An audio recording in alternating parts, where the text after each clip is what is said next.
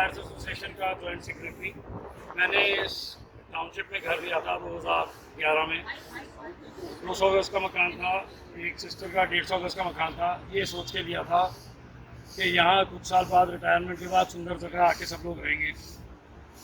2011 से लेके 2012 में पोजीशन मिलना था, ऑफर ऑफ पोजीशन हुआ जो नकली था। बाद में पता लगा इनके पास OC CC कुछ भी नहीं है, इन्होंने पोजीशन ऑफर कर दिया। कुछ लोग कोर्ट में गए, उन्होंने कोर्ट में जाके वो 2016 में पोजीशन क्रॉस करा, लेकिन ये लोग रुके नहीं। इन्होंने फिर भी दे केप्ट ऑन चीटिंग और इन्होंने लोगों को पोजीशन देना जारी रखा, इलीगल पोजीशन। आज शायद 500 की संख्या में वहाँ लोगों को पोजीशन मिला हुआ है, जो बेचारे बिना बिजली, बिना पानी, बिना STP के वहाँ रह रहे हैं। वहाँ की व्यवस्था कोई अच्छी है नहीं। जहाँ ये लोग और मकान बेचते जा रहे हैं, पैसे जो लीज रेट जो हम 2012 में सारे पैसे ये सोच के कि हमें पोजीशन मिल जाएगा दे चुके थे, आज वो सारा पैसा खा लिया। अथॉरिटी का लीज रेंट इन्होंने हमें दिया नहीं। आज हमारे से वही पैसा दोबारा पेनल्टी के साथ भरवाना चाह रहे हैं। यहाँ ऐसे लोग भी हैं जिन्होंने सोचा था कि आज घर लेंगे, किसी के हस्बैंड गुजर गए, किसी की वाइफ गुजर गई, क्या वो पूरी फैमिली के साथ लाइफ लॉन्ग सुखी रह पाएगा इस घर में? कभी नहीं रह पाएगा साहब।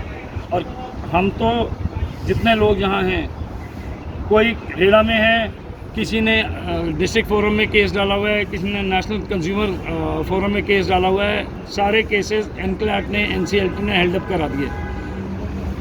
सुप्रीम कोर्ट 1 करोड़ करके 2 करोड़ रुपए ले चुका है ट्विन टावर्स के केस में, लेकिन ने अब तक बाकी सारे कोर्ट्स कहते हैं कि जी मोरेटोरियम है, जबकि NCLAT कहता है हमारा अप कंट्री प्रोजेक्ट जो है वो ऑनगोइंग प्रोजेक्ट है। ऐसा फंसाया हुआ है कंज्यूमर के सिस्टम ने, लॉ ने और बिल्डर ने कि बायर कहीं का नहीं है, कोई और जगह नहीं है except for running from pillar to post. कहीं कोई हमारे को जगह नहीं मिल रही। आदमी मरेगा तो कहाँ जाके मरेगा, मुझे ये समझ में नहीं आ रही।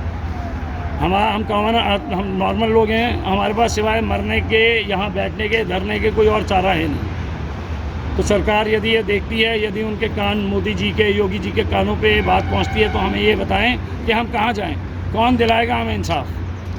यहाँ सुपरटेक का जो ऑफिस है सेक्टर 96 में, नोएडा में, E स्क्वायर के नाम की बिल्डिंग है, वहाँ नीचे 3 दिन से धरना प्रदर्शन कर रहे हैं। रात को यहीं सर्दी में सो रहे हैं, इस आकांक्षा में कि शायद हमारी प्रॉपर्टी कोई सुनेगा।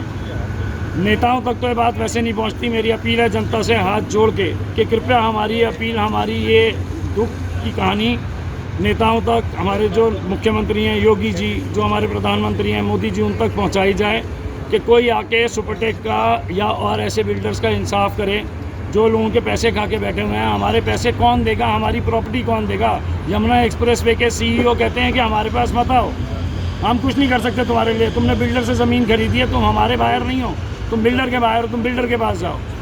एक स्टेट अथॉरिटी का चीफ ये बोल सकता है क्या हमारे को? ये गलत है सर। तो यदि हमारी समस्याओं का समाधान नहीं हुआ, कल सुबह से हम Yamuna expressway industrial development authority के ऑफिस के बाहर, जो कि गामा 1 में है, वहीं नीचे वहीं हड़ताल करेंगे, वहीं प्रोटेस्ट करेंगे, वहीं रहेंगे, वहीं खाएंगे, वहीं सोएंगे।